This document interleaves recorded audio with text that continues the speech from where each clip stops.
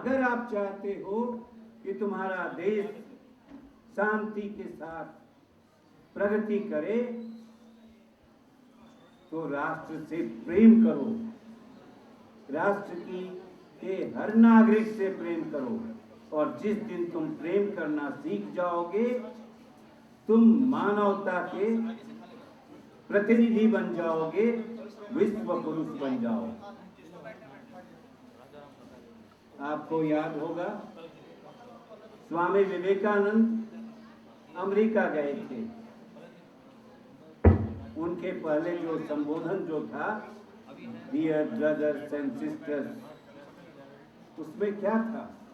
उसमें हमारा वह प्रेम था जो मेरे राष्ट्र के प्रति था, मेरे देश के लोगों के प्रति था। और इसलिए हमारे अंदर मानवता थी, और इस मानवता से, इस ह्यूमैनिटी के साथ वो गए और उन्होंने अमेरिका को ह्यूमैनिटी का पाठ पढ़ाया, प्रेम का पाठ पढ़ाया, और बताया कि इस पृथ्वी पर जन्म लेने वाला हर प्राणी ईश्वर की कृति है, उससे प्रेम करो। बहुत लोग बड़ी सरलता के साथ बाघ को, शेर को हिंसक बोल देते हैं। मैं कहता हूं कि उनसे प्यारा जानवर इस पृथ्वी पर कोई नहीं है। हाथी से प्यारा जानवर इस पृथ्वी पर कोई नहीं है। आदमी ऐसे हमने बहुत से देखे इस पृथ्वी पर, जिसका पेट भरा होता है, फिर भी उसके अंदर बहुत तरह की भूख जगी होती है। रुपये की, पैसे की, सोने की, जेवर की, हीरे की, मोती की, बैंक बैलेंस बढ़ाने की भूख होती है। लेकिन शेर जब एक बार खा लेता है अपना सी भोजन जो प्रकृति उसे बताती है, उस हिसाब से जब शेर खा लेता है तो 7 दिनों तक उसके शरीर पर भी अगर हिरन आके लेट जाए तो उसे प्यार करके छोड़ देता है। जाओ, इसे कहते हैं प्रेम। अगर आप प्रकृति से प्रेम करते हैं तो आप अपने जीवन से प्रेम करते हैं। अगर आप मनुष्य से प्रेम करते हैं तो अपने जीवन से प्रेम करते हैं। और जब इस राग में आप जाते हैं तो प्रेम का देश राग होता है। अभी हमने बहुत सारे देशभक्ति के गीतों पर नृत्य देखा। एक नृत्य देखते हुए मैं और मेरे बगल में डॉक्टर सेन बैठे हुए थे, हम लोगों की आंखों में आंसू आ गए। ये आंसू प्रेम के थे, उस प्रेम के लिए थे, उन शहीदों के लिए बहे हम दोनों के आंसू, जो शहीद हमारे लिए बड़े प्रेम से युद्ध की सीमा पर जाते हैं और बलिदान देते हैं। आजादी के पहले अगर आप झारखंड का इतिहास देखें तो आजादी का प्रथम संग्राम आधुनिक युग में तिलका मांझी ने शुरू किया, बलिदान दिया। उनको अंग्रेजों ने बहुत सारे सैनिकों के साथ में घेर कर बांधा और सड़कों पर घसीटा, लेकिन वह व्यक्ति क्षमा नहीं मांगा, क्योंकि वह अपने जल, जंगल और जमीन से प्रेम करता था। ये जो 3 तत्व हैं, जल, जंगल और जमीन, ये हमारे प्राण हैं। और ये जल, जंगल और जमीन हमें कौन देता है?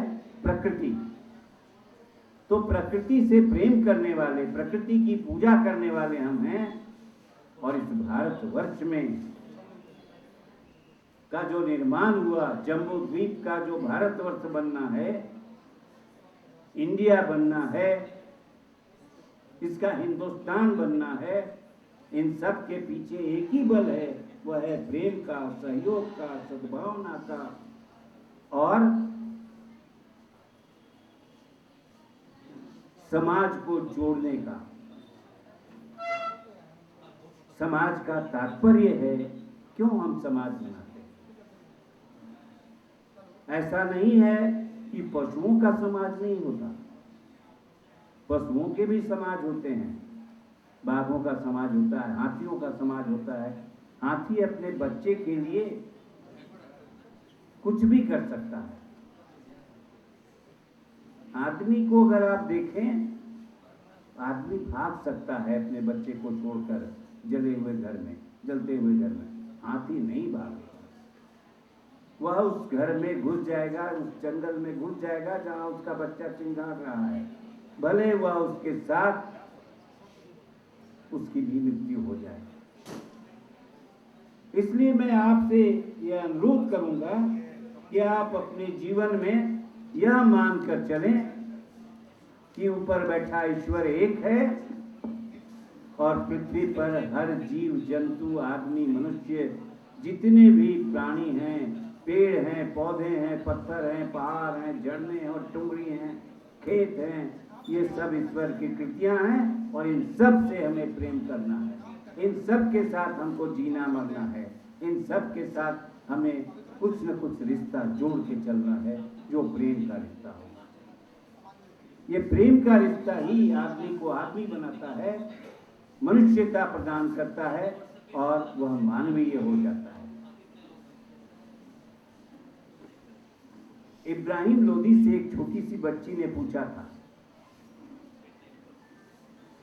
कि आप हिंदुस्तान के बादशाह हो, आप क्या चाहते हो?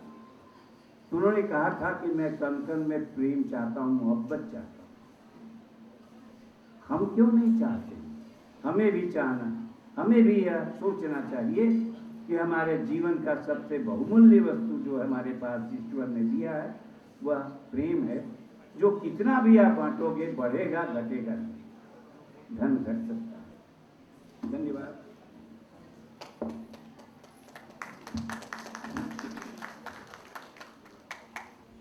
Thank you.